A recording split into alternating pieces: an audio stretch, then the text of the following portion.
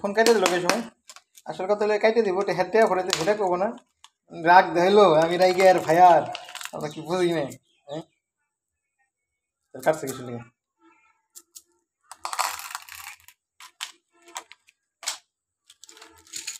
এই কথা কথা আমি জন্য করলাম যে এটাতে কথা কো 5 মিনিট কথা কো তারপরে আধা ঘন্টা পরে আসছে না শুনে নাই কোনটা দেখুন নিচ্ছি চাল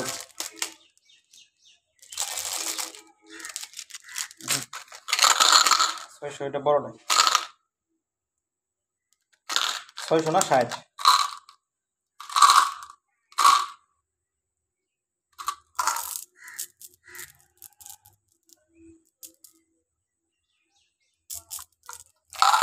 বাস কি যে আমার বাসা এই জন্য কারি বেড়াইছে আমাকে মিষ্টি মিষ্টি খাওয়া খাওয়ানো লাগবো হ্যাঁ